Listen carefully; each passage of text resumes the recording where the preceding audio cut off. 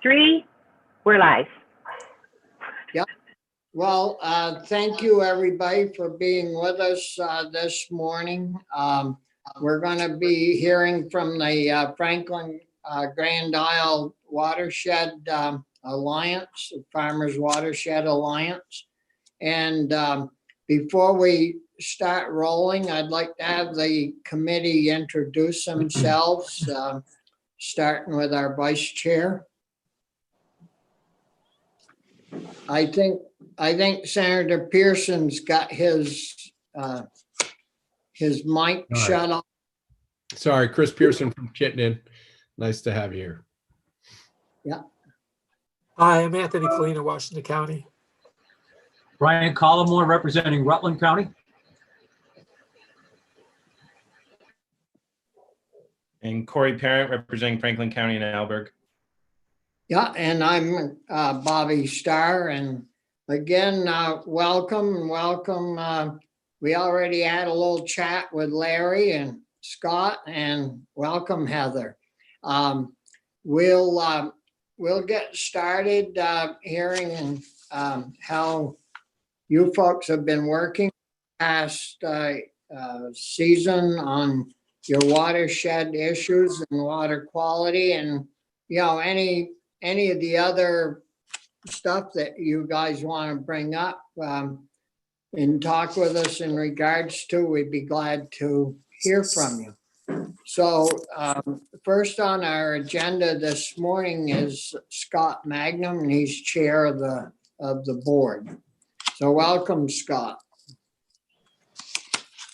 Thank you, Bobby. Appreciate that, or Senator Starr.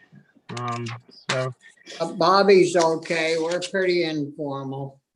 Okay, great. Yeah. So I mean, I don't have anything formal. First off, I do appreciate you guys inviting us. I think it's really important that we work together. There's a lot of issues on the floor in agriculture. It's certainly something that's kind of volatile right now, ever changing.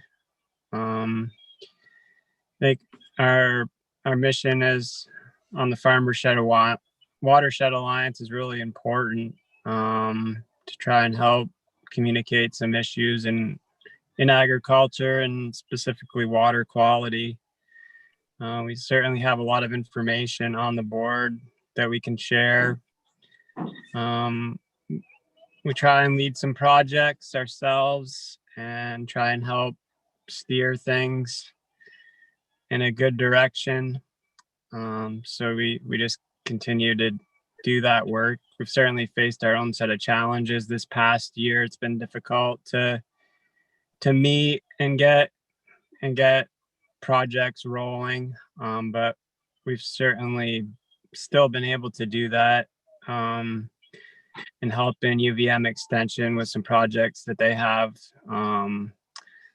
to keep work going in the fields.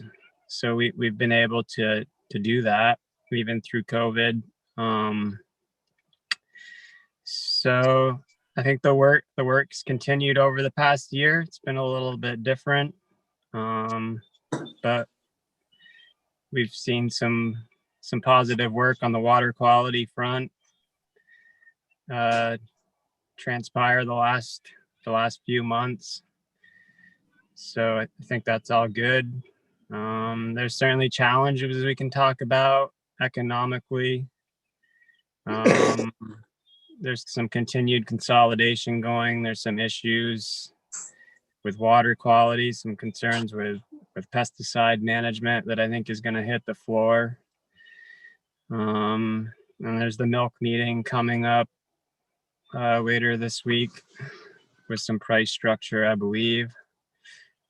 So I guess we're open to talking about all of those things and happy to share our input and our experiences.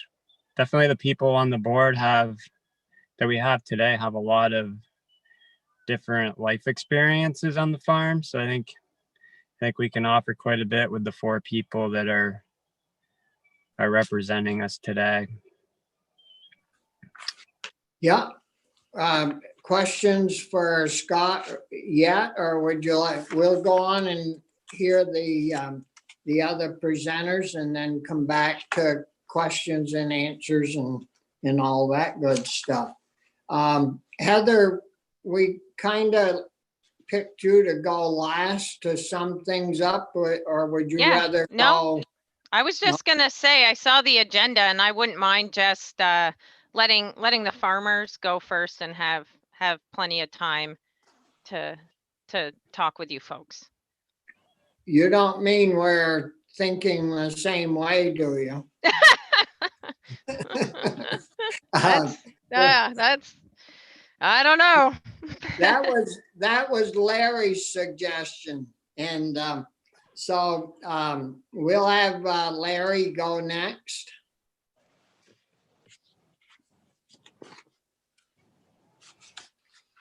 Good morning, Senators. Definitely appreciate the time that you set aside to have us hear us. A little bit about myself. I am a large family on one of the LFO's dairies in the state, and I'm the vice chair, FWA.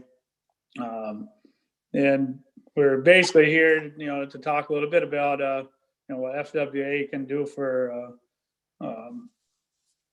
water quality and the struggles that we have or are having to follow through with that. And one of the things, we used to be able to get quite a bit of funding and be able to help farmers implement some of these water quality programs on their farms. And it kind of bothers me that just yesterday, we got turned down on a grant that would have studied soil health. And those are the struggles that we're having. We have the expertise working with UVM Extension and a lot of different variable type farmers on our board to help other farmers do better soil health practices on their farms. And when you can't get any funding, it kind of ties our hands. Larry, who turned you down on that? Where was the grant supposedly coming from? I believe it was a Lake Champlain Basin or LCBP grant. Is that correct, Heather? Yes. Yep. Yeah, I'm sorry to interrupt you, but it's important for us because soil health and that is, very important to our committee. And, we planned on and we have planned and will be working on soil health and all that as the season goes on. So it's good. I mean, if we're having a problem getting grant money to the places that are willing to move forward with that, is something that we should be dealing with. Yeah, thank you. Thank you. Yeah, so it's it's something that a lot of us on the board will try to implement some of these practices on our farms, because it's kind of like, somebody's not going to do it if they don't see somebody else doing it, and we know the benefits of these practices. It's kind of like the cover cropping that we've been doing. It started marginally, now it's widespread, but now we need some answers to what are the benefits of these practices that we're doing. And we actually, UVM's, I'm partaking in a study and some other farms through different regions. And correct me if I'm not correct on this, Heather, but it's not just Vermont that they're going to be doing the study with the cover cropping. Yeah, so we have we're a part of a national program called Precision Sustainable Agriculture. So it's really focused on, looking at the conservation practices far more in depth, like using artificial intelligence as an example to really help farmers reap the maximum benefit from a practice like cover cropping. So it's kind of putting real time like decision-making tools in their hands. And so Larry, several members of the FWA are participating in that national study. So that's really, really exciting.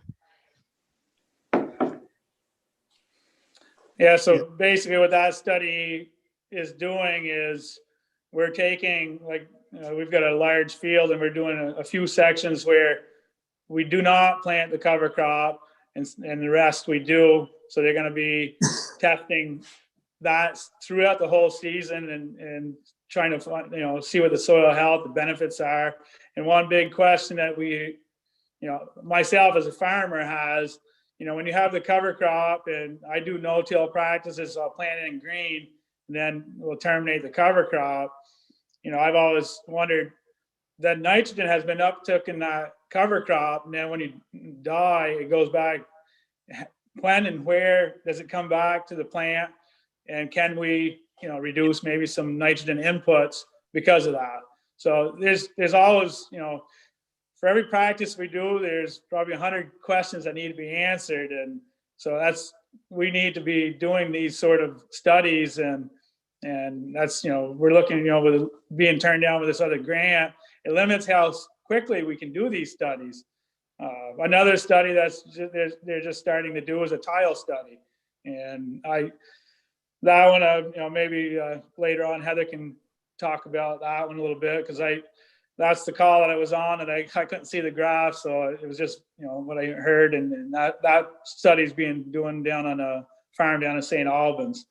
And then another aspect of our soil health that we're looking at is, basically all farmers, they're doing these great practices and stuff, and there's benefits to it, and there should be, a way to get revenue from that. Some parts of the country, I think it's Indigo Ag that has already started to input that with some of the farmers, I think out in the Midwest, is just carbon sequestering.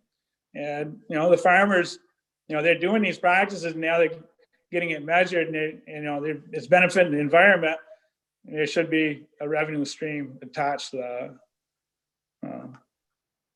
But that's, it's kind of a little update of what I had to put in.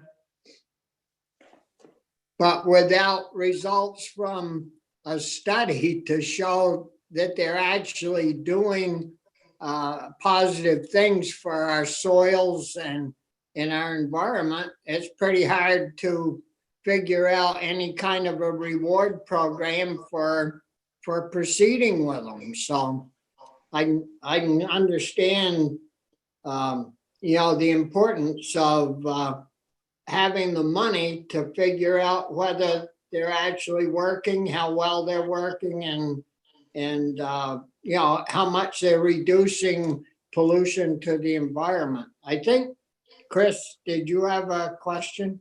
Yeah, Larry, thank you for those comments, because you remind me of something I've been wrestling with.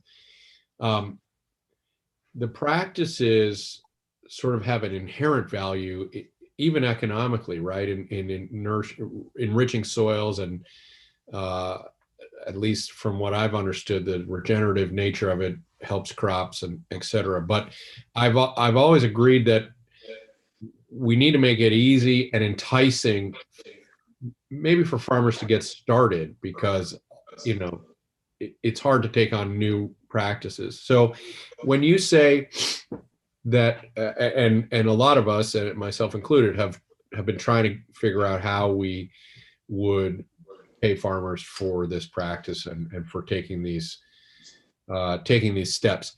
Do you see it as something that we need to figure out in order to nudge farmers there, or would you see it as an ongoing thing? You know what I mean? In other words, if there is truly kind of a built-in cycle that's positive, to me, it makes sense to motivate folks to get in there. But I'm wondering if you have been thinking of it as ongoing, and I'm open to whatever, but I'd be curious of your opinion. I can't, Heather could probably answer that more on point, but it's definitely something that farmers are already participating in. Yeah. But we don't know the answers should we be doing like the cover crop, for instance? Are we putting the right rate? Are we seeding down at the right rate? Should we try to do more interseeding, trying to get different types of cover croppings or seedings down that's going to benefit the soil? Because you have to look at the soil like a cow. You need to be able to feed that environment to get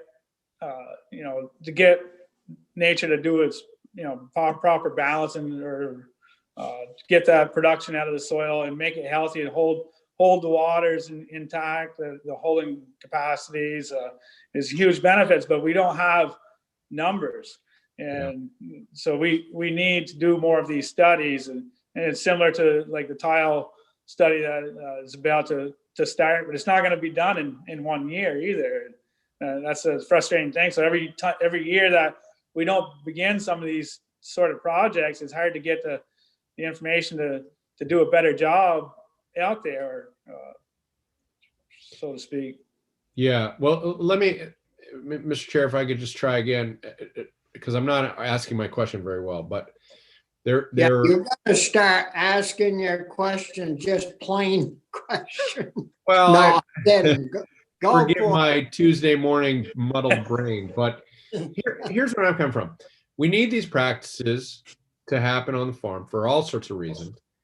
And it doesn't work very well when Montpelier mandates, hey, farmers, do this, right? Like that's not what anybody thinks is the best way forward. So to me, it's a blend of some incentives to encourage new practices, and us, as you say, do the research to be able to give you technical support and some dollar incentives.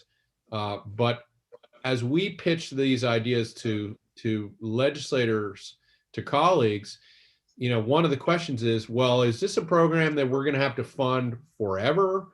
Or, do you think it is also possible that we could kind of sweeten the deal to get people into, as they're changing habits, and then maybe it takes off on their own?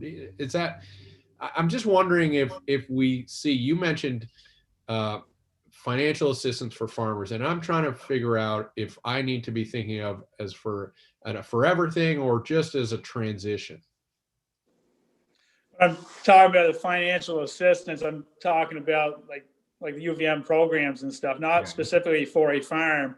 You need some answers to some of the results. So you need to do these practices throughout a bunch of different farms, pick and choose, like these tile studies that they have done over time. You can't just say specifically one farm, is this going to help or not? But as you're saying, fund these projects, it's like the cover cropping, you guys will do, a certain amount of payment there for doing a cover crop practice up to a point. Well, me being a large farm, there's a cap to me, but I don't stop at the cap because I know the benefits that it's doing to me. I see the results. So I try to do that as on all the acres of corn land that's possible there. And other farmers, when they see, you're not going to see the change in 1 year. It's something that's going to take time. Just like the manure, applicating it on top or injecting it. And, we've changed our practices over time where we're injecting and we see the benefits, but you can't see that if you just do it 1 year. Right. So somebody may get discouraged if they don't see, data suggesting, this is what you're going to see on year 1 versus year 4 or 5. And all right. So thank you. Could I jump in? Please. So I could offer my opinion on that. First off, kind of like Larry says, we need to do more work on benchmarking and figuring out what's working, what's not working. But I do like at least the concept of rewarding those who have kind of built these practices into their business model rather than trying to continue to add things that'll bring people on board. I think we've been at this long enough where a lot of people are on board and have built it into their business model. And there's no real incentive or reward to keep going with that, other than to continue with the programs. So I like the idea of rewarding people that have invested in it, are engaged in it. I think engagement, like they're really honoring what's happening and doing a good job with it. The agency is really concentrating on improving the TMDL, which incentivizes bringing people on board that aren't doing that much. In order to improve those numbers, they could decline if we don't reward the people that are working already and have done a good job. So maybe that helps answer your question on some direction of where. Yep, that is just in my opinion. That's just my opinion where things we may want to put things.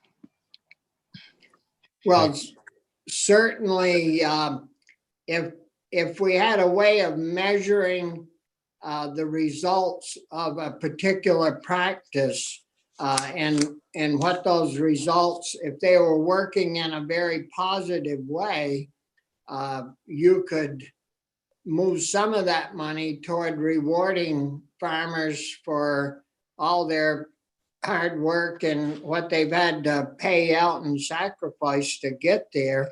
And maybe, you could work on the ones that are just kind of floating along with you, but not doing a heck of a lot. We could the agency could work a little harder on that crew. But go ahead, Larry. You still have the floor. I think I've touched on most of the main points that I had on my list. And I can pass it on to the next member at this point. Yeah. Well, Wayne, I guess it's gotten down to you. You're muted, Wayne.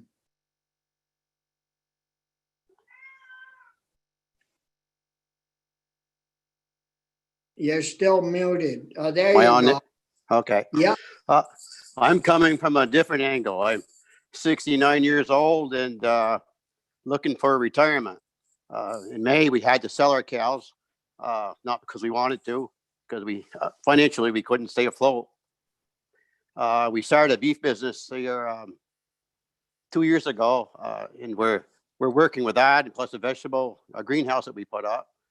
And I guess my concern is today, people that where's the help for the people that want to retire and get out of farming? I won't say get out of farming, but to cut their costs a little bit and have a retirement. What we sold the cows and our base, which we cannot milk cows here anymore, only to pay our debt. Far as having some money to retire on, most of that went there. We sold some land with that also. And I guess it's too bad we don't have some sort of a program or something that will help us at this time with the COVID to help farmers that want to retire and reduce their debt, reduce their workload, I guess, and be able to still survive. I still want to be into farming. It's in my heart. And so I guess we still I'm still working, but my concern is another one is, what's the state going to do to help protect dairy farms and protect the milk market? I see DFA adding on to their equipment and their facility down there, and the farmers are still only getting paid $16 for the milk.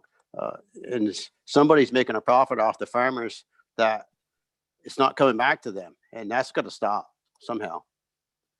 We're losing a lot of dairy farms here in Vermont, and it's not only the small farms, they're starting to come on to the medium and there's a few large farms that have had to go out, and that's not good.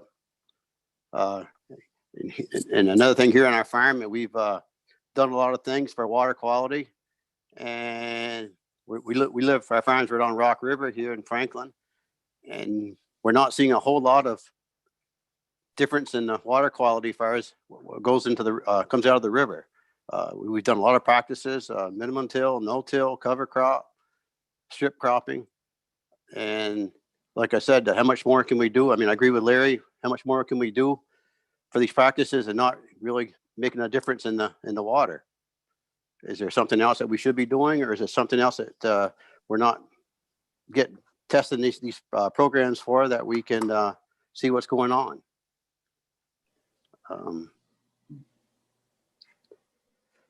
I guess that's probably most of my gist of what I wanted to say. Like I said, we don't hybrid cows here anymore. Just we got some beef and a few dairy cows, or heifers, but that's all. But I'm still concerned about what the dairy market is doing and where the future is of the farmers that are staying in it. What about Wayne? What about the equity that you have in the cooperative? Is that something that you recapture, or do they keep that? Or I mean, how's that? Because a lot of farms pay a lot of money into equity with the co-op, and are they paying that back on a regular basis or not? Well, they tell me it's they're taking 10% of what you have paid in and paying that over a 10-year period. So it's not, it's something, but not a lot. I feel that I've talked to the directors, and I feel like that we paid in on that money, and the times the way they are with the COVID, that I've asked for have that money sent back to me, and they won't do it. So if you paid in, I mean, I'm just going to use a number, $100,000, they'll only pay you 10% of that? Correct. And Over a 10-year period. That's all what about the other 90%? That's paid over it's 10,000. If you're using your example, it's paid 10,000 a year for 10 years. Oh, so they do pay it all back? Yes, in a period of time. Yeah. But you want to, and for us, we could use that money right now to cash flow things. We still have to turn on the lights, so we still have to maintain the farm with taxes, insurance, and stuff. So with no milk going out, it's tough. Yeah, I would think it would be. What about the beef part of your operation now? Is that panning out where it's got any money in it, or is it just turning money over? Well, we take our beef to Troy and at the slaughterhouse, and we bring it back, and it's packaged, and we sell it here on the farm in packages. And I guess if you figured all your time and everything into it, you ain't making a whole lot, but it's a profit. It's not a lot. We're not getting into a big. We got a 70, 80 head here, and that's as big as we want to get. Yeah, because we did get word earlier at the end of last year, or near the end of last year, that the feds have okayed the Vermont meat inspection program, where you could now take meat and sell it across the state lines without having to go through the federal inspection. And I know earlier this year, people in Massachusetts were having in southern New England were having a hard time getting beef for their own use, and the stores were running out. And I didn't know if they might be some type of a market there where we could supply some beef to southern New England if we could handle the extra slaughtering and packaging and butchering. Well, the issue we have right now, we've built a pretty good customer base, I guess you'd say. But the trouble we're having right now is getting our beef slaughtered. We can't get enough in at one time. We're selling it faster here on the farm than we can get them get them slaughtered, and we don't have enough slaughterhouses here in Vermont to go with this. Yeah, well, we've certainly heard that story. Questions from the committee members? The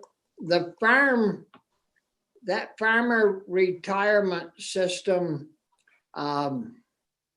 every now and then that'll pop up, but it really isn't anything that we have spent a lot of time with, because we get going on it and then it would kind of dry up or die out at the farm level.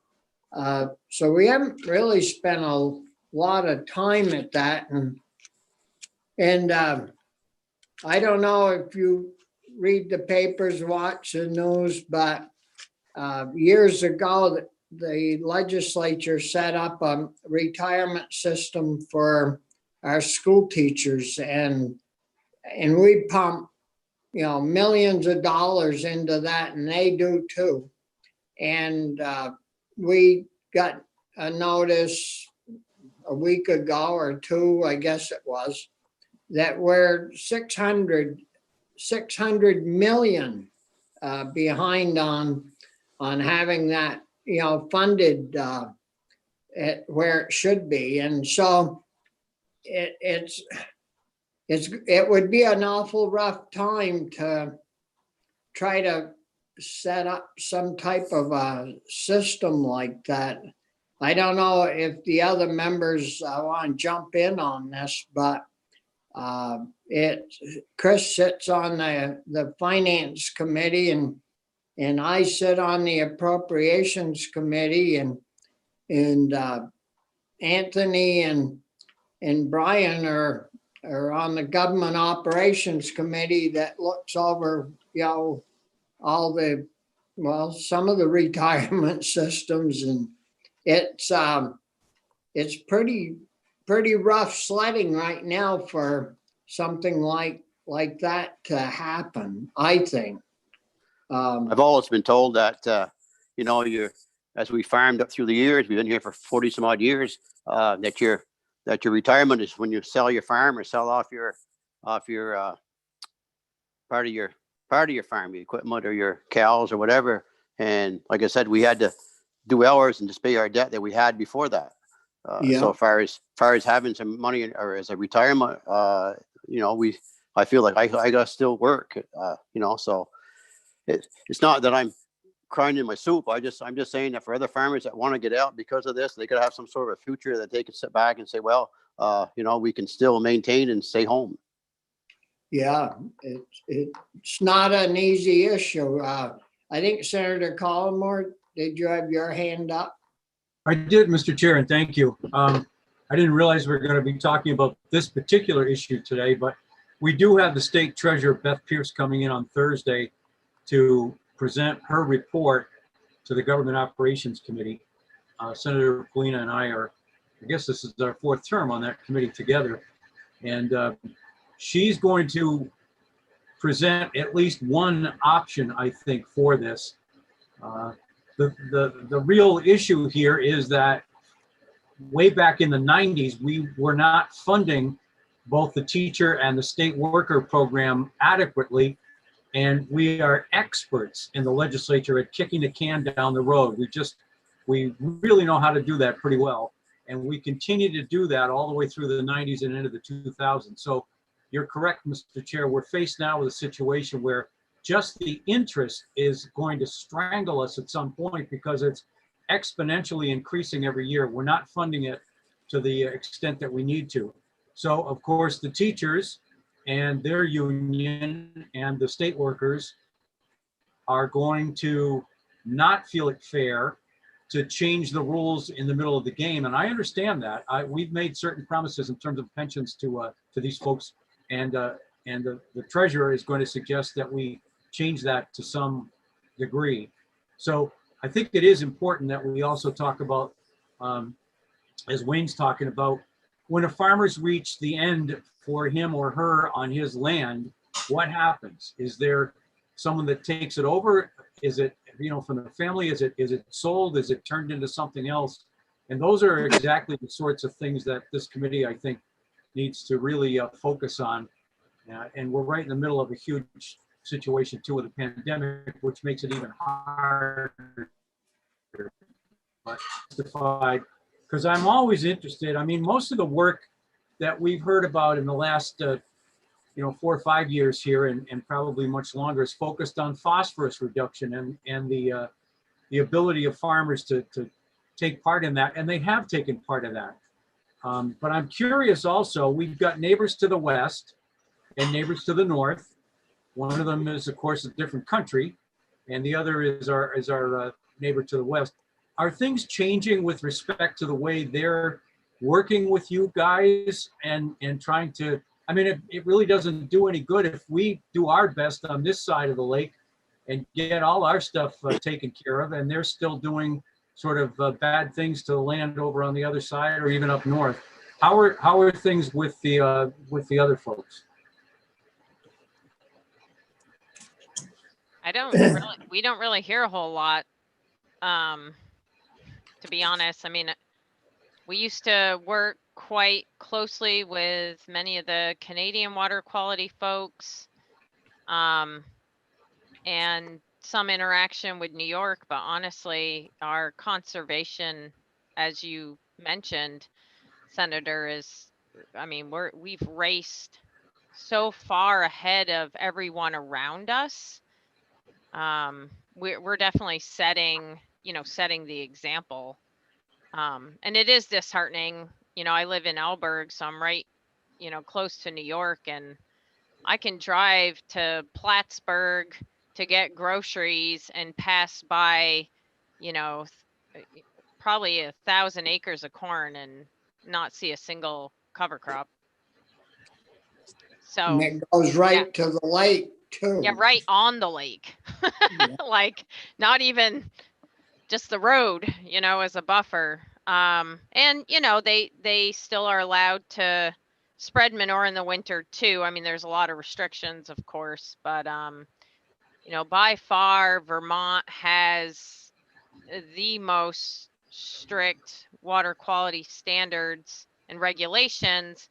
And I would say by far, we also have the most engaged farming community implementing practices. So, I mean, we're just at a really different level. I hate to be like that, but unless they're asking us, unless they're asking us to come over and show them how to get it done, we're not learning a whole lot from them. But you're right, Heather, that's reality. And the New York legislature and the Canadian government just hasn't caught up to where we are. And I fully appreciate the efforts that have gone on in the last few decades to minimize, or at least to have BMPs that make a lot of sense and that everybody understands and does pretty well. Yeah. So thank you. Chris? Yeah, just quickly to Wayne's question.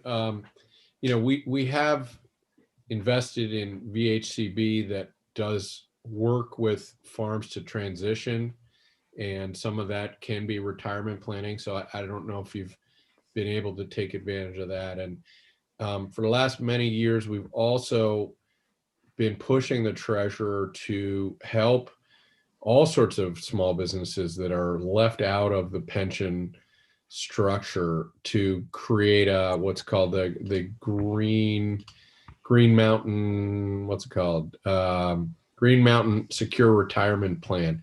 That has been super slow coming online, but and it won't help you, Wayne, given that you're close to retiring. But we're not totally oblivious to this challenge and trying to help a lot of small businesses that are in a similar position without having any retirement savings. So we have done a little bit of work to try to set up some infrastructure that different businesses could buy into. But specifically for your question, you're around your farm. I don't know if you've been able to take advantage of some of the succession work that happens through VHCB and their technical assistance. But a lot of farmers have told us that's been instrumental to them passing on the farm or whatever. So just want to make sure you're aware of that. Okay, thank you. Anything else, Wayne? No, do it, I guess. Well, good luck to you on your endeavors into the future. But Larry, do you have a question or a statement? Yeah, I just wanted to go back and touch on what Senator Collmore said about the phosphorus reduction and some challenges. I don't think there's some answers out there that aren't getting helped. In my opinion, a lot of us farmers, we've been merging to stay in business. So your area of your production is miles away from some of your land base. And it kind of proved it this past year. We've got some land that's 16, 18 miles away, and being river bottom land, you cannot, after October 15th, you can't be on it. And then after, I'm not sure if it's April 15th or something. So there's a very small window to be able to get that over to those lands. And that's just land for us in the dairy. But there's a lot of them also that don't have dairies anymore, but they're growing soybeans or corns or whatnot. And when we can't get that manure there, we are now buying the fertilizers that is not produced in this state, and we're bringing it into this state. These manures can be utilized on these lands. And this past year kind of proved it for us, where, the fuel price got dropped to basically $1 a gallon, and we were able to hire a lot more trucks, and the weather was right to get it to our location. But I just think there's a lot of land in Vermont that is not getting any manures, which is going to put organic matter into your soils and help absorb, the water, being able to utilize that. And I just think that there's some opportunity there where, there may be a way to marry some of these crop farmers with the dairy manures and move it that way, instead of trying to condense it into a form and put it into a market that's not established. That's what we're trying to do with some of these phosphorus innovations that they're trying to do, is they're trying to make a market that's not there yet. But in the meantime, here's something that is not getting properly utilized, in my opinion. But I just wanted to bring that up to light. And thank you for that. Larry, is river bottom land, or is that classified different than regular land? So your season of spreading manure is shortened? Yes. Yes, with the RAPs, yes. So frequently flooded lands has a narrower window to be able to apply your manure zone. Yes. Yeah. Yeah. Any other questions? If not, we'll move on to Heather. Great. And you're the fourth batter. Usually cleanup's third batter, isn't it? But anyways, Heather, it's great to have you with us. Thanks for inviting us. I don't know, is it okay to share some slides? Can I share my screen? I didn't send them ahead of time. I was just thinking as everybody was talking, and I thought it might be helpful. Well, if you can put it up on the screen, is that the way we do that, Linda? I think Linda has to allow me to do it. Yes, and I made you a co-host so you can do that. Oh, thank you. All right. So can everybody see this now? Yeah. Okay, so I just wanted to try to go through and touch on some of the topics that were mentioned by the farmers and the Farmers Watershed Alliance and projects that we've been doing together. And the first thing, you know, the last thing I guess that Larry mentioned about manure movement and manure transfer. This is it's an opportunity for us in Vermont. And I think I did a whole project on the feasibility of this.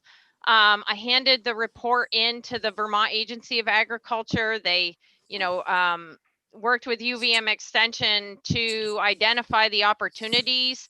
And what was clear was that it was actually cheaper to import chicken manure to farms than it was to actually move manure from a Vermont farm to another Vermont farm, unless they were literally right next to each other. So in order to have like a viable manure movement transfer program, there's going to have to be some kind of incentives associated with it to make it happen. And you know, we have this valuable resource in our state. We have issues in some agricultural areas with phosphorus loading, which means we may need to move phosphorus out of that area. And in order to do that, we, as Larry said, we should be taking this valuable resources and moving it to farms that really need it. And believe it or not, there are actually a lot of farms that are running a manure deficit. And you know, we could overcome that, but we, you know, we really have to wrap our heads around this. So I'll just put that out there. But we've done the work, so it's a matter of like, where do we go with it from here? That Yeah. rig in front of us, Heather, that you've got on there, that Yep. picture, is that an injector Yep. type? Exactly. So this is an investment that you folks made. This is the grassland manure injector up in Lake Carmi.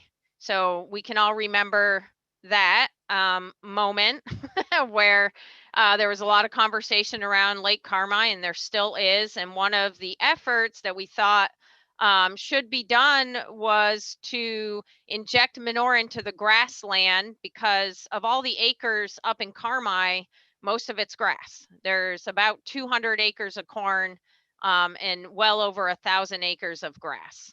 So you folks invested in this injector.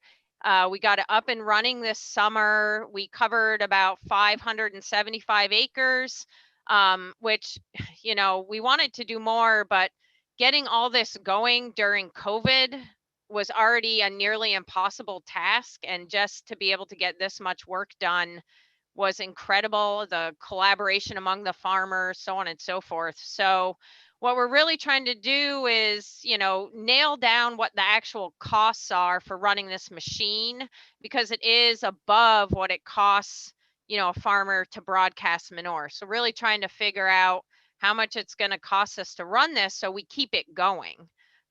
So that's the injector.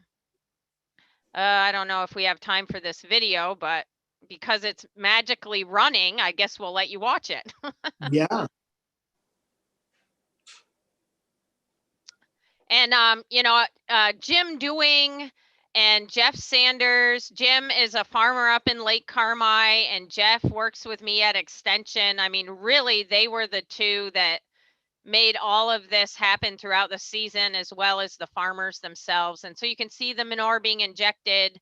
Actually, you can't see it, you know, which is the point. So, And it's also aerating the soil, isn't yeah, it? it is. It is. It's a really shallow injection, but yes, it is providing a little bit of aeration.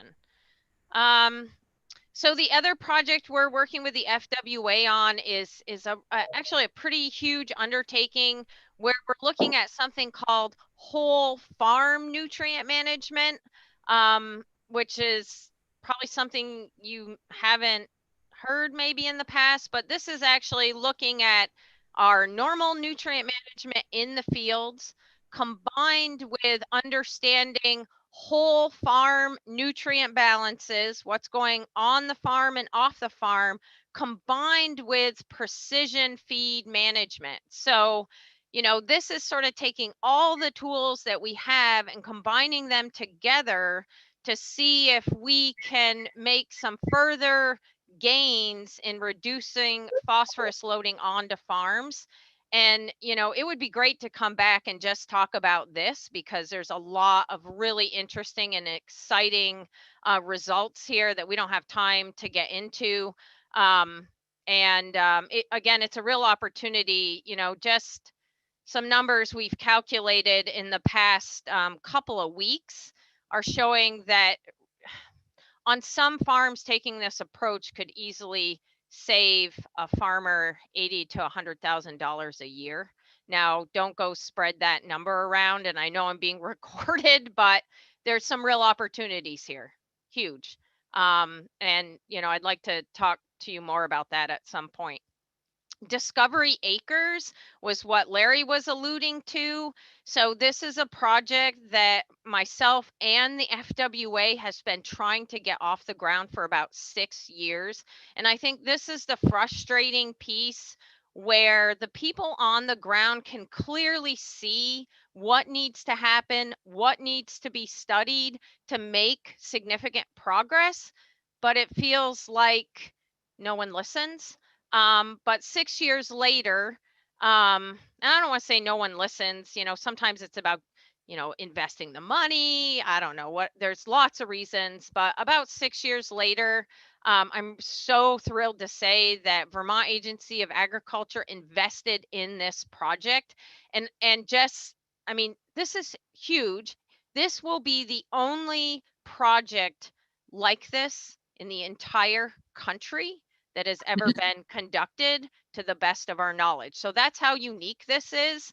And it's really being guided, it's research being guided by the farmers in the St. Albans Bay, so in a critical source area in the Jewett Brook with one of our farmer members.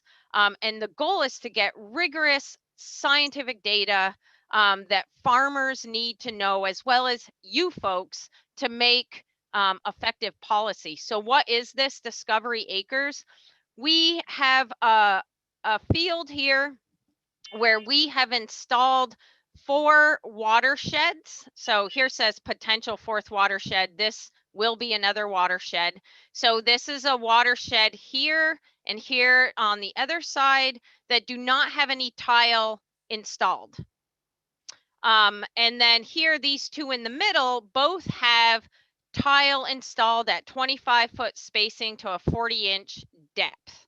And what makes this actually so unique, which seems odd, is that nobody has actually ever been able to have this kind of collaboration with farmers to go in and install a scientifically valid experiment with the same soil types in the same field that are going to be able to compare tile versus no tile and look at different treatments even. So we have the opportunity here to look at what the farmers are already doing, which is cover cropping in this particular farm, cover cropping, some reduced tillage, and nutrient management. And then in this other block, we're able to apply the practices that we think are going to even push us above and beyond.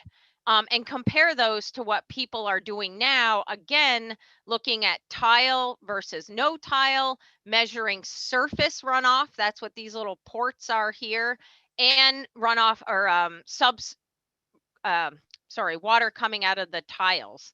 So this has been a huge project to install. We put in this tile, not me personally, but our team, exactly how we wanted it set up with the right grade. So it's exciting to finally get this off the ground. And the farmers, like Larry was mentioning, I mean, this is what we've been wanting to do to really understand where can we go from here? And how do we put the best practices into place to minimize runoff, and loss out of tile lines. So How big ahead. are those plots, Heather? This What are- area right here is about 20 acres, 24 acres. So each one is about a little, I think 6 or 7, so a Yeah, little over so 6. They're pretty good size. Senator Collmore? Thank you, Mr. Chair. So Heather, I'm assuming something, I'm sure I'm right, but I just want to double check. The cover crop is all the same, correct? The only difference here, the control mechanism, is whether there's tile drainage or not, right? And the depth of it. Yeah, so we haven't actually installed any treatments. That's what the group is deciding at this point. What is it that we're actually going to evaluate? And there will be 2 different treatments. And we will be comparing those. So let's say we have, here we'll have just cover crop with corn growing without tile. This one might be just cover crop with corn growing with tile. This one will be cover crop, no till, whatever else we want to try with tile. And then this watershed will be, cover crop with everything we want to try without tile. So again, it's like something nobody else has really been able to do. And we're deciding on the treatments collectively with the farmers to figure out what is it that we want to know. Thank you. And you'll have like tons per acre, the whole 9 yards. Yeah, I Yep. mean, just those questions, like we make these assumptions. I don't want to say they're assumptions. They're real information from farmers saying, hey, if I didn't have tile, I would have half the yield.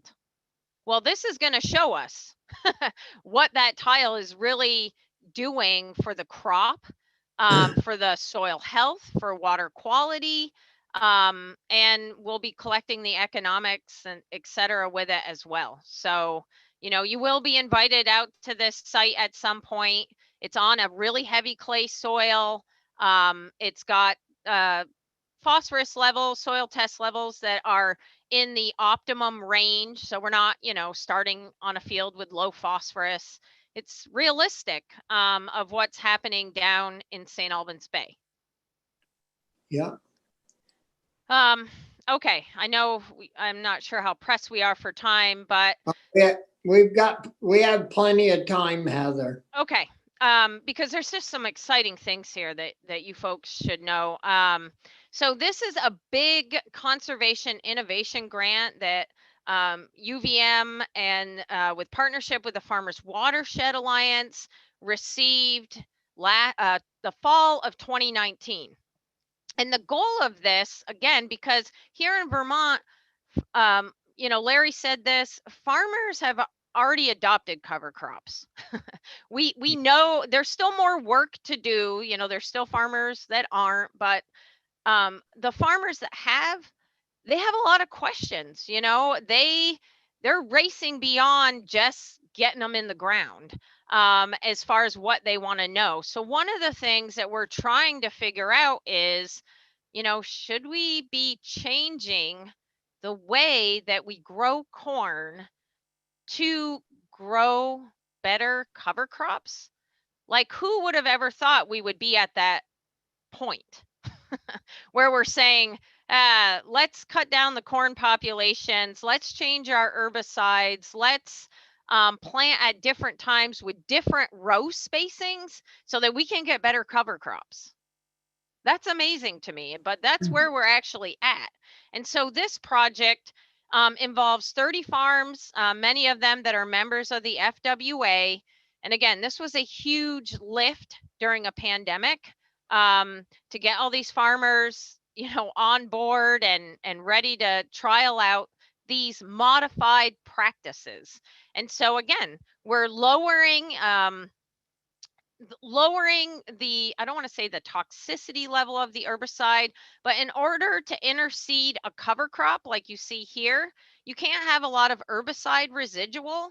So by nature, we have to use herbicides that have less residual. So things like atrazine that I know are, weighing heavy on people's minds, cannot be used in this system. And so, we're trying to evaluate what other herbicides can we use so that literally we can go back in sometimes 2 weeks later and plant this cover crop.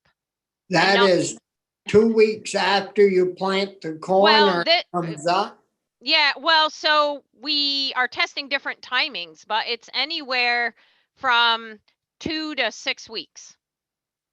I'll be dang. And so, you can see how small the corn is here, and we're interseeding the cover crops. Now, I mean, there's just a lot of work to do here, but again, I mean, this is where our farmers are at. They're even looking at expanding the width of their corn rows to get more cover crop. I mean, it's a pretty The picture on the right, Heather, is that the cover crop growing? Yeah, so you can see the cover crop is already up and growing. At this point right here, the corn is starting to canopy, we call it. And so once it's full canopy, there's no sunlight really that hits the ground. So our goal is we got to get that cover crop up and growing before the canopy closes. And at that point, generally, the cover crop will go dormant. It'll sort of grow a little bit, but it'll just kind of maintain until the corn starts to dry down and we get ready for harvest, and then it really picks up growing. So, this is a huge project and a lot of effort. So a couple of things I really think are important, because you're going to be hearing a lot, I think, about regenerative ag and soil health, and I don't even know where to start with this, except to say that just because a soil is really healthy doesn't always necessarily mean that the farmer is going to obtain higher yields. And this might even go against something I've said before, but there's a lot to soil health, and there's a lot to improving it, increasing it, understanding it. And so I'm just going to try to show you a little bit of information that we've collected that's starting to put all these pieces together for the farmers that we're working with. So here we have 4 different cropping systems. CC is continuous corn. This has been in continuous corn for 15 years. So you can see the yield in this particular year, which happened to be 2014, is 17 tons roughly. So new corn, NC, this was sod in 2013. It was plowed under and planted to corn in 2014. So this is our rotation, right? So rotating from sod to corn. This is a 23-ton yield in the first year of corn. Here's our no-till corn. This has been no-till since 2011, and it came out of sod. So basically it was, a hay field. It got sprayed with herbicide, and then we no-tilled into it in 2011, and it was a no-till ever since, no-till corn, continuous.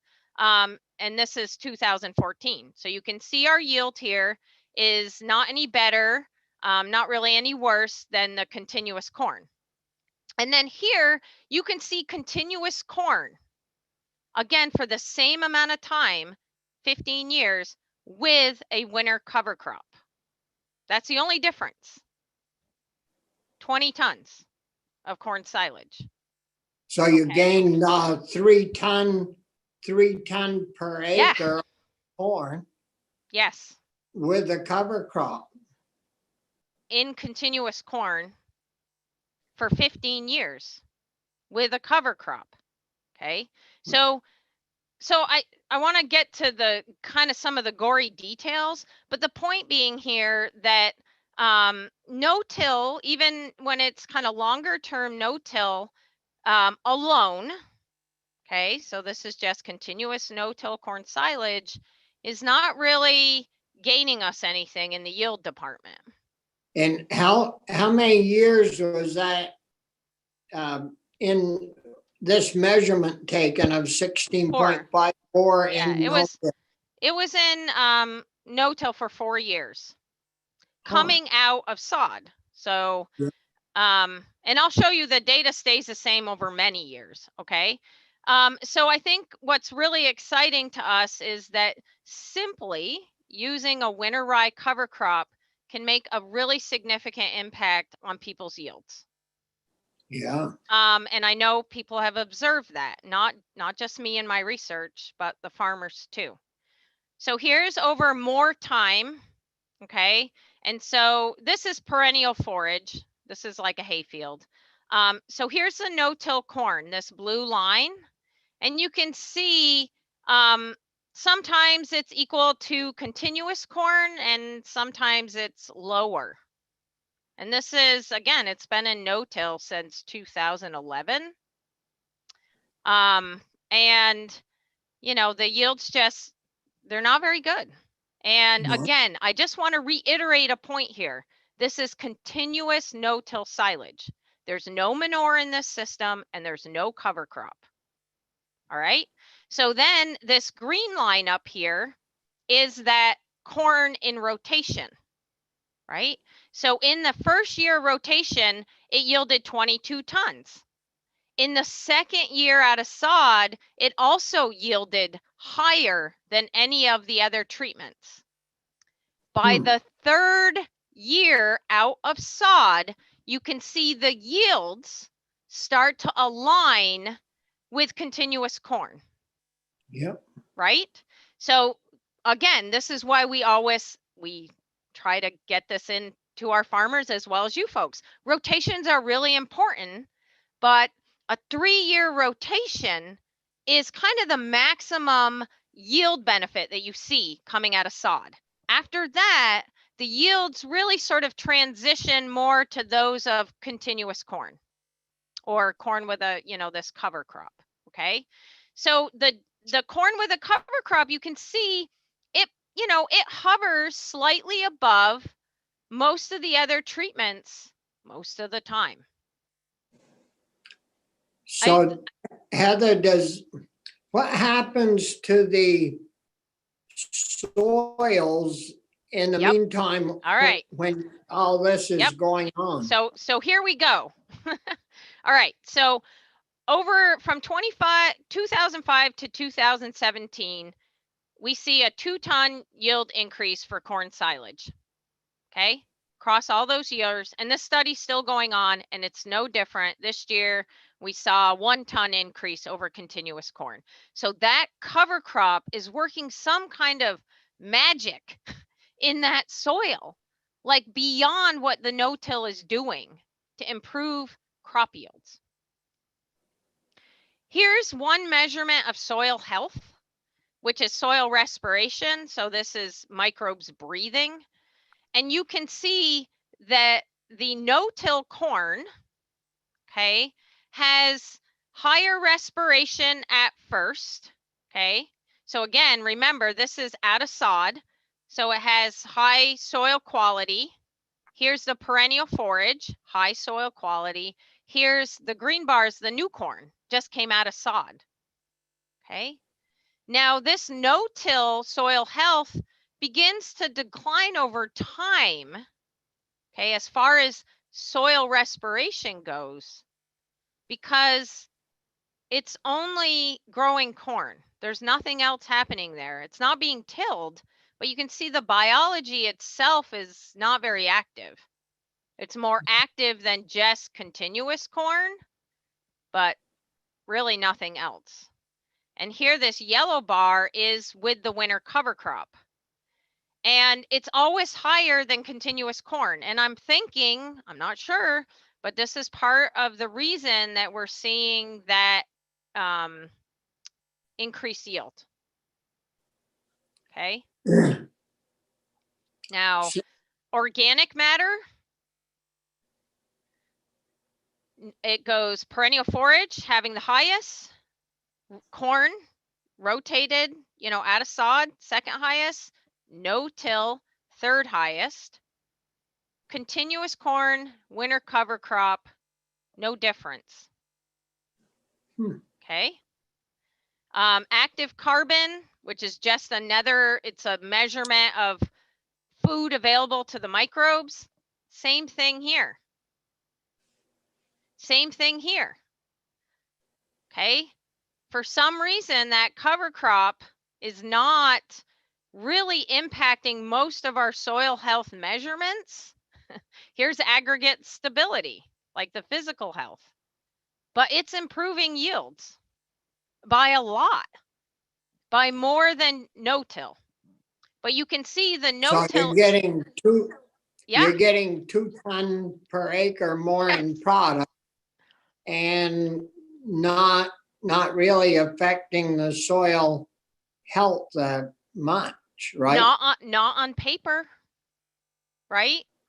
So Right. the only thing I see that's different is this respiration, which is really represents growing plants. And I seems so crazy, but having a growing plant year round on those soils is making a huge difference in yield and biological activity. It doesn't appear to do a whole lot for some of the other parameters, but the farmers are seeing better yields, and that is an incentive to continue to use a practice, right? Yeah. So I hope you're getting to where I want you to go. Well, I don't know if Not that's fast enough. Not fast enough. I don't know if that's the case, but if you're growing 2 ton of more corn per acre, what is that enough in value to cover the cover cropping cost per acre? It should. Yep. But so here's the rest of the story, and this is to me one of the most fascinating pieces. So this CT means conventional tillage. FM or SM means fall or spring manure. And then we have no cover crop or winter rye cover crop. So here's an experiment where I'm stacking up all these practices to see what value, like increased value we can create by doing all of them. And really at the end of the day, this is the ticket, right? So here's no-till on the end. No-till with a spring manure and a winter rye cover crop. Okay, here's 2020. You can see, produced the best, some of the best yields. So no-till with manure and no-till with a cover crop.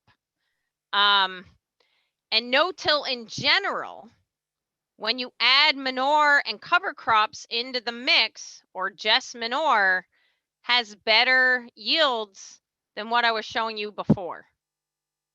So the manure is a really important component, and the cover crop, to making the no-till part of our program a success. Okay, we know that no-till protects the organic matter and will increase organic matter. But it can't really improve yields considerably without having these other practices on top of it. So you can see 2019 and 2020 really different. And this 2020 line is after 3 years of no-till. So you can see the yields have stabilized after 3 years of no-till with manure and cover crops. And I imagine with manure and cover crops and no-till, now the yields will start to go up, which is really different than the other project where we were only using no-till. So I guess my point here is there's not one single answer that's going to push us to be the best, to have the best, and reap all the benefits we're looking for, whether you're a farmer, policymaker, water quality advocate. It's really a combination of all these. I think the other thing I really want to know is that conventional tillage is also not the devil. And we can produce high quality soil and yields with minimal tillage as well. So there's lots of ways to accomplish this. And I know we're probably running out of time. And so I just, combining these practices, this is aggregate stability. So it's this, right? This is stable aggregates when it rains, and this is not stable aggregates when it rains. This is runoff, erosion, lots of issues here, production wise and water quality wise.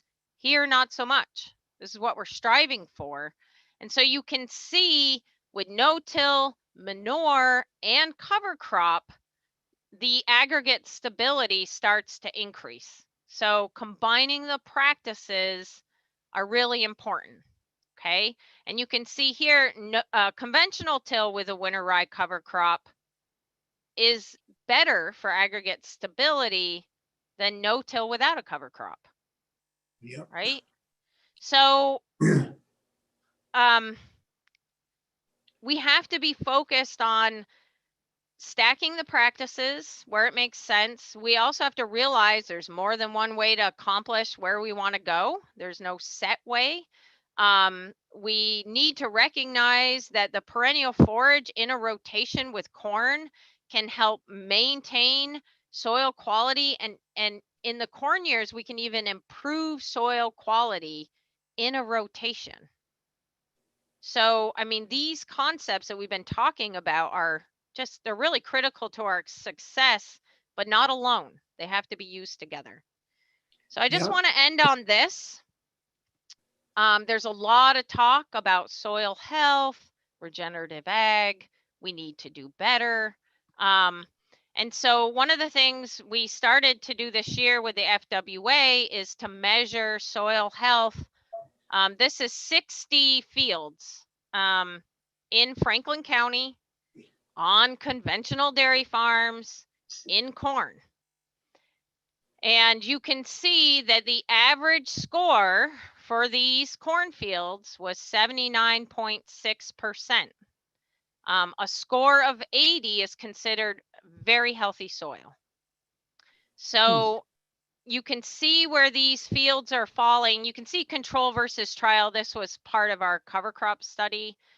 But just based on this alone, we're doing pretty damn good.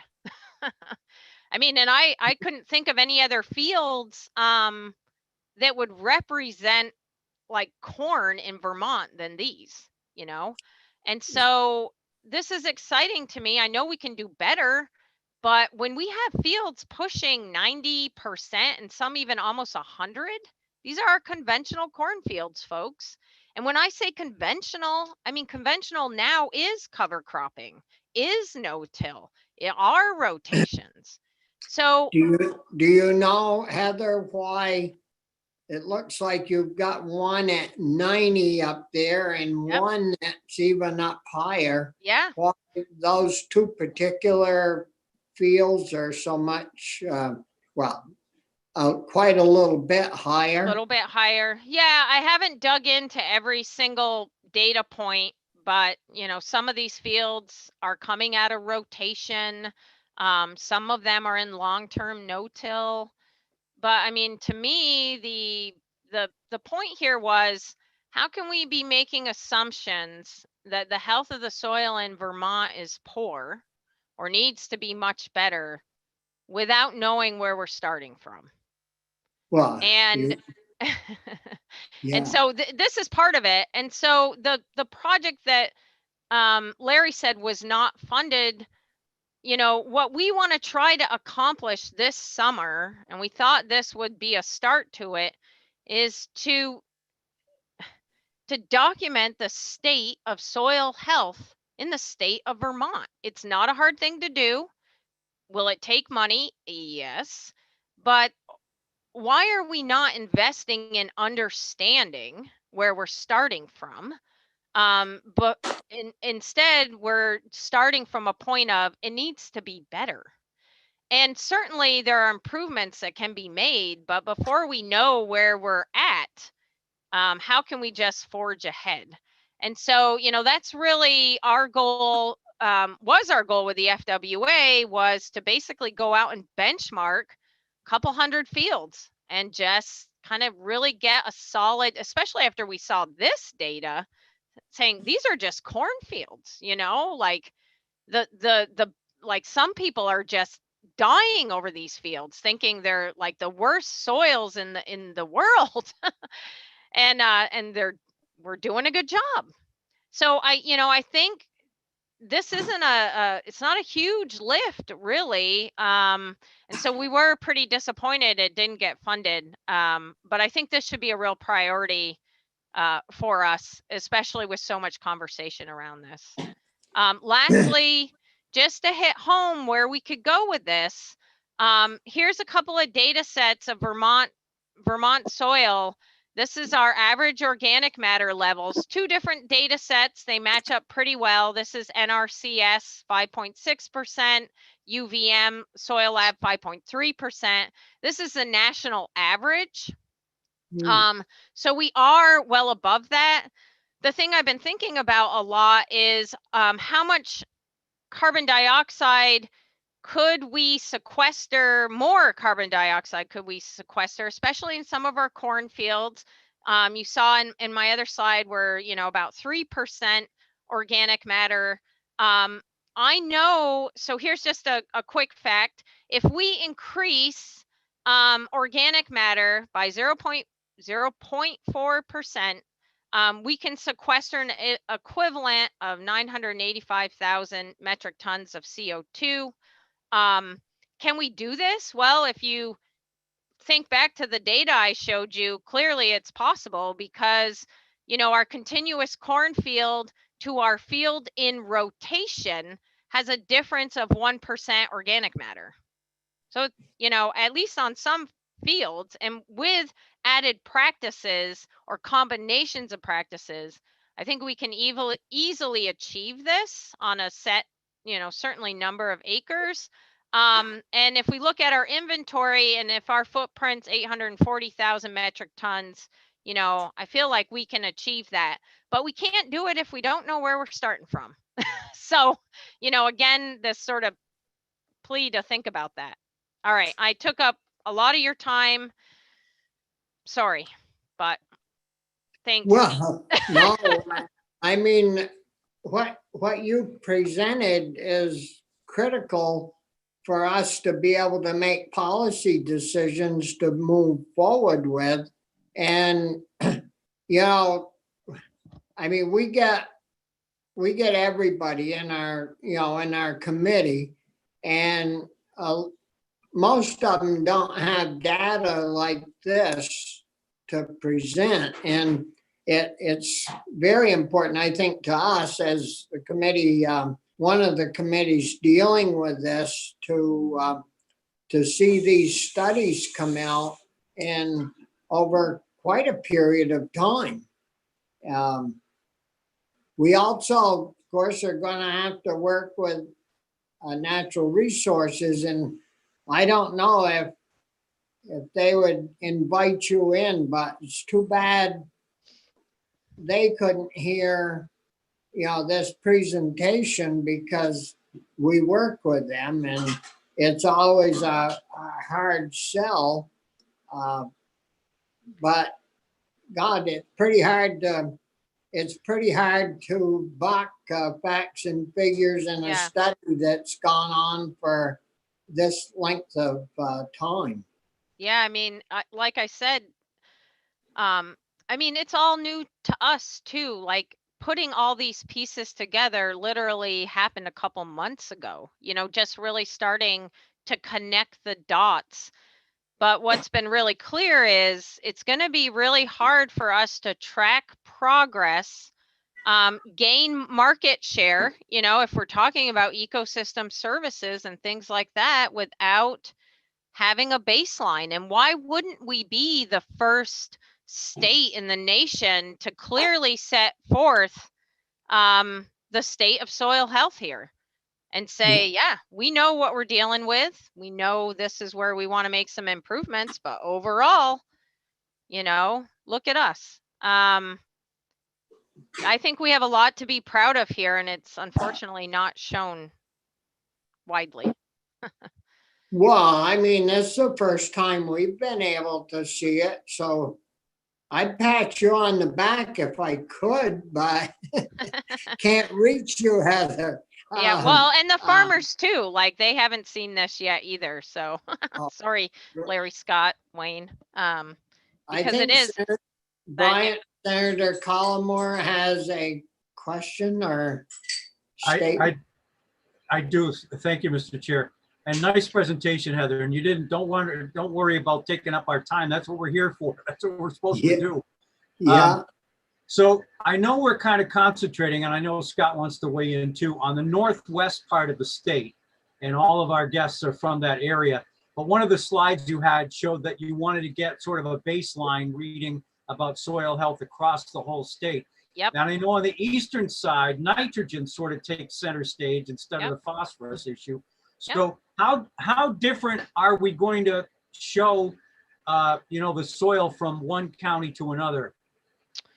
Yeah, well, I think it'll really depend on, so some of it will be soil type, differences that we'll see. There'll certainly be differences between clay soils versus sandier soils. So we will see some of those differences. We'll be able to break those out, by soil texture primarily. And then I think it's really, production system differences that we'll end up seeing, like dairy versus row crop, probably versus vegetables.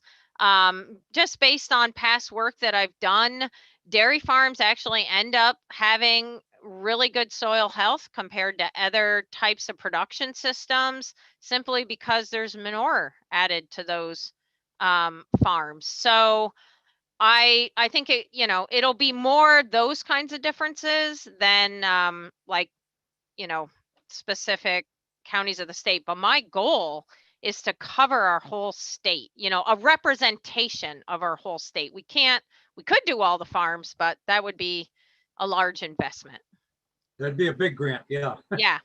Thank you, Heather. any of your counterparts with the extension in other areas of the state, or any of them practicing or doing any of these practices that would show us what's happening? Yeah. Yep. Absolutely. I mean, we are very active up in the, Northwest region, as you mentioned, but people are active all over the state, and we all work collaboratively, over in your neck of the woods too, Bobby. We have a lot of work going on over there. And this CIG project I was talking about, I shouldn't say we, Jeff, that works with me, drove the interseeder and the planter all the way over to the Royer farm so that they could participate. The O'Donnells participated.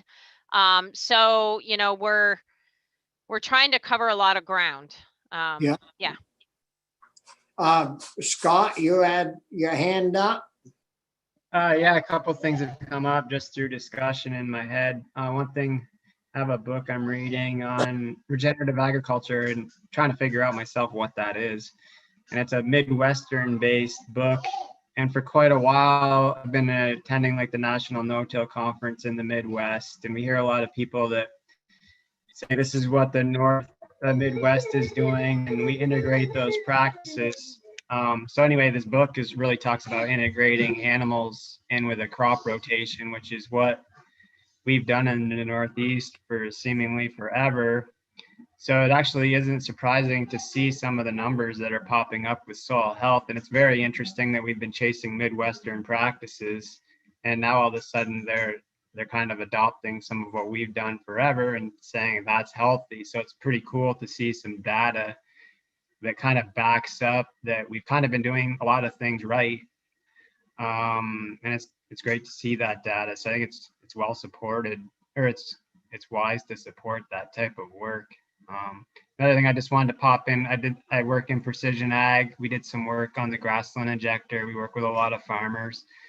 And that's something the farmers can use at the farm level to collect data and learn more from and implement on their farm. So it's already being supported in the agency, and it should definitely continue to be, in my opinion, just so that we have something at the farm level to produce data, and we keep I help train farmers too through a CWIP grant on how to use that technology. I worked with the operator of the grassland injector, and people are going to need to know how to continue to work with that to connect all these dots in the future.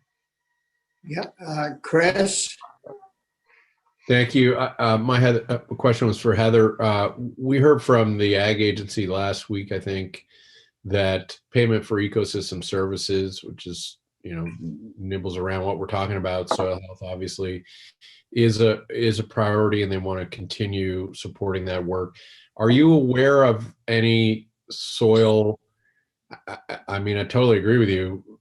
That work is important, and a baseline is vital to us understanding if that work is happening. So are you aware of any baseline measuring that they're contemplating in that? I mean, I know a lot of it's been at watershed sort of farmer-led discussions, which I think is fantastic, but I'm curious if you have any sense of the agency's desires around measuring those baselines as you've been talking about. Yeah, I mean, they're looking at a number of different options. They're right now with their new CIG project. I know it's really a pilot. They're considering using a model to basically model phosphorus, losses from farms through farm prep, it's called. Having a baseline of what the farmers currently doing and then proposing additional practices. But I believe most of that right now is really focused around phosphorus, and not soil health as a whole. But their other program that they had, the Vermont Environmental Stewardship Program, part of that was trying to evaluate soil health. But we are supposed to meet about that and figure out where things are at. But as far as developing a statewide baseline, I haven't heard any real talk of that. We have gone around to NRCS, to the agency, various folks saying, we want to do this. People are in support of it. So it's just figuring out like the big piece, like, okay, how do we pay for it? So we're working on that too. Thanks. I mean, obviously we'll explore it, but I was just curious what you heard. Yep. Yeah. So Ryan, you work with Ryan at the agency? Yeah. Yep. Yep. He seems to have a pretty good handle on, on promoting this kind of, this stuff. Yeah, I think so. They have a lot on their plate too. A lot of things they're trying to juggle, and they're trying to tap in to folks that can be helpful, to help them guide the program. So, I feel like trying to reach out and figure out what's going to work. And we've been involved with that. FWA has been involved with that. So we'll see where it goes. Corey, you had your hand up? Yeah, I don't have a question. I just wanted to thank Heather for her work. I'm always impressed when you present, and then Larry, Scott, and Wayne. It's clear for me, at least when I drive around the county, the work you guys have been doing over the years. You can see it from just I didn't grow up on a farm. I grew up in St. Albans City, but you can see the improvement just in my 8 years or so in the legislature now. And I really want to thank you for all your hard work. You're incredibly important to our corner of the state. Thank you. Yeah.